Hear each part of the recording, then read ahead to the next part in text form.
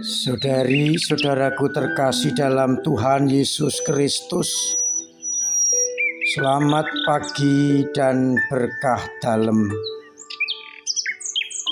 Kita bertemu kembali dalam renungan harian kita, Selasa 24 Januari 2023. Hari ini gereja memperingati Santo Fransiskus dari Sales, uskup dan pujangga gereja yang lahir tanggal 21 Agustus 1567 sebagai anak sulung dari 6 bersaudara.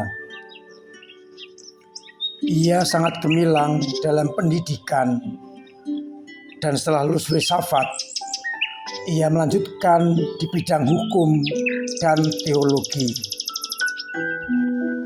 Pada usia 25 tahun, ia meraih doktor. Namun ia lebih tertarik untuk menjalani kehidupan gerejawi meskipun tidak disetujui oleh ayahnya. Ia dihabiskan imam tahun 1593. Ia bekerja dengan sangat giat untuk kepentingan gereja dan iman gereja. Meskipun menghadapi banyak tantangan, ia tidak gentar. Ia menegakkan ajaran iman dan ia menulis ajaran itu pada pamflet-pamflet dan menyebarkannya seluruh kota. Dalam waktu yang singkat, sekitar 25.000 sampai 30.000 orang penduduk Kaplais bertobat kembali kepada ajaran iman yang benar. Berkat Santo Fransiskus ini, gereja kembali kokoh kuat.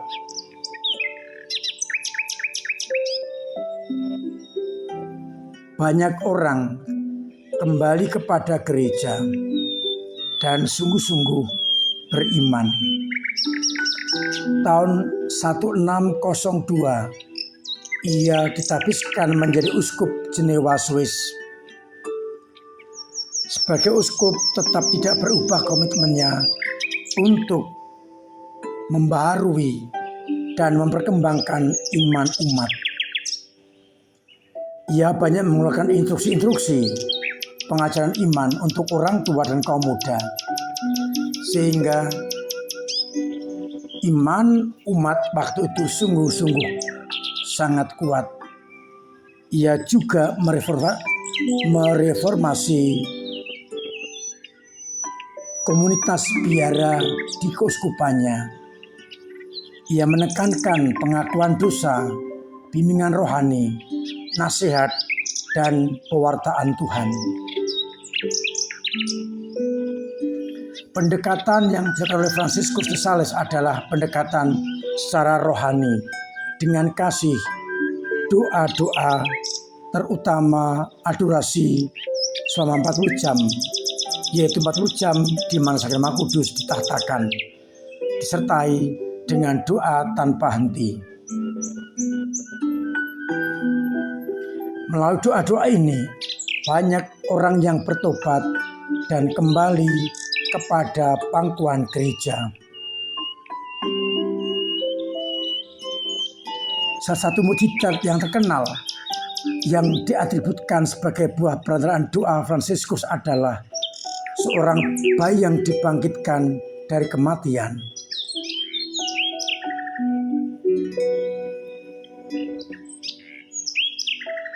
Dengan doa Fransiskus, bayi ini kembali hidup. Kita bersyukur atas orang kudus ini dan mohon agar kita juga kokoh kuat di dalam kehidupan menggereja kita dan iman kita. Bersama Jane Franz Dark Channel yang mendirikan tarekat Suster Vistasi. Ia sendiri meninggal tahun 1622 di Lyon, Perancis. Saudari-saudaraku terkasih, bacaan-bacaan hari ini mengajak kita untuk menjadi orang yang melaksanakan sabda dan kehendak Allah. Dalam bacaan yang pertama, di surat kepada orang Ibrani ditegaskan, ia datang untuk melaksanakan kehendak Allah. Sedangkan pada bacaan Injil, Yesus menegaskan, siapakah ibu, siapakah saudara-saudarinya, yakni dialah yang melaksanakan kehendak Allah. Saudari-saudaraku terkasih dalam Kristus, Yesus ingin menegaskan kepada kita, siapa yang berkenan kepada Allah, siapakah saudaranya, siapakah ibunya. Mengajak agar hubungan Yesus dengan orang tidak terikat oleh hubungan darah.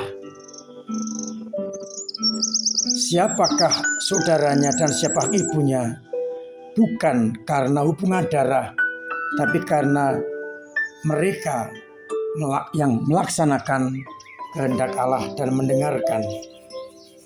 Itu berarti kita semua tanpa kecuali bisa menjadi saudara, saudari, dan ibu Yesus, asalkan kita benar-benar melakukan kehendak Allah.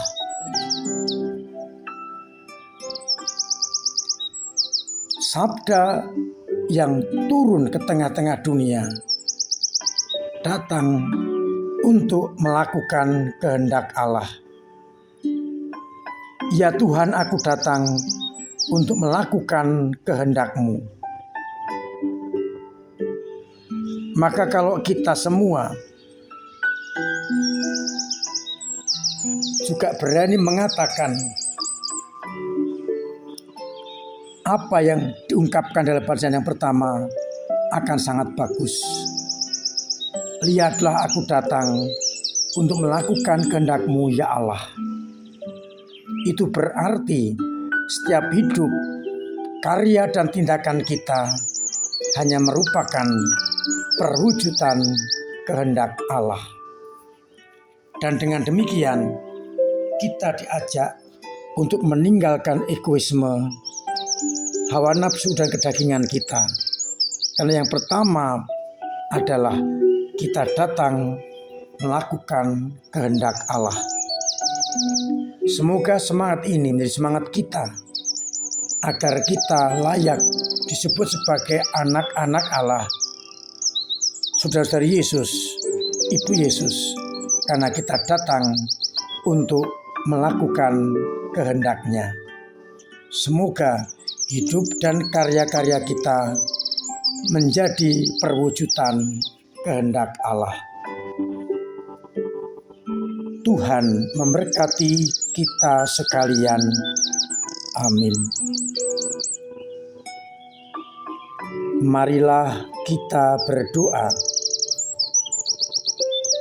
Bapa yang penuh kasih, kami bersyukur karena Engkau menjadikan kami saudara, saudari dan ibumu, asalkan kami melaksanakan kehendak-Mu.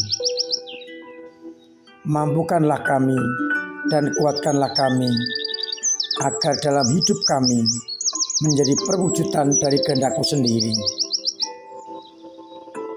Biarlah hidup dan karya-karya kami menjadi pujian bagi nama-Mu. Kuatkanlah iman umat yang lemah, agar kembali bersinar, menjadi kuat dan semakin mendalam, sehingga hidup dan karya-karya umat-Mu menjadi perwujudan kehendak-Mu. Bantulah umatmu yang sakit, agar engkau sembuhkan, engkau beri kekuatan. Yang beban berat engkau ringankan, dan yang punya persoalan engkau urai, agar terlepas dari masalah-masalah. Yang kesulitan ekonomi engkau bantu lewat samanya, agar umatmu benar-benar merasakan cinta kasih-Mu, dan hidup mereka menjadi pujian bagi nama-Mu. Dan semoga engkau senantiasa membimbing, memberkati kami umat-Mu dalam nama Bapa dan Putra dan Roh Kudus. Amin.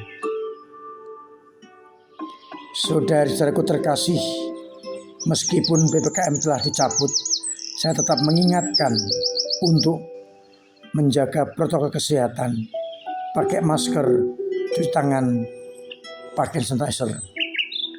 Pola hidup sehat. Poster kedua, makan makanan yang bergizi. Jaga kesehatan agar kita terbebas dari mara bahaya.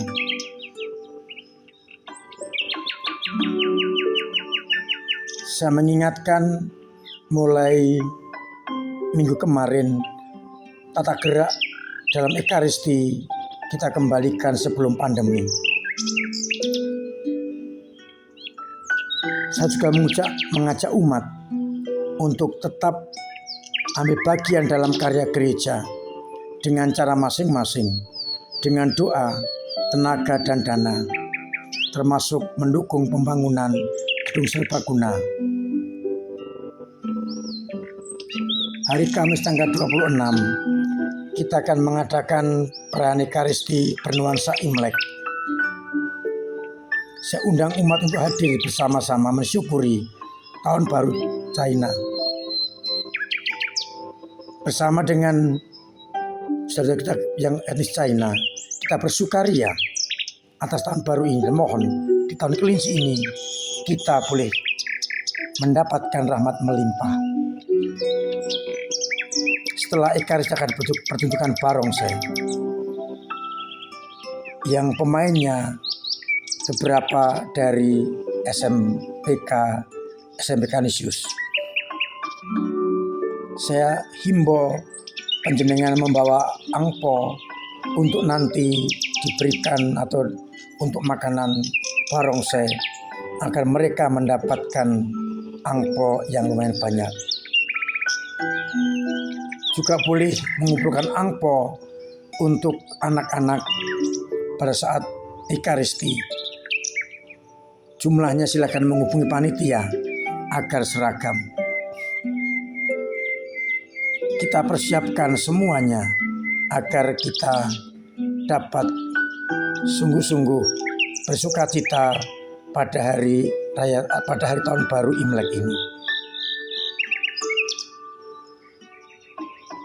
Akhirnya saya mengucapkan selamat pagi, selamat merenungkan, salam sehat, Tuhan memberkati.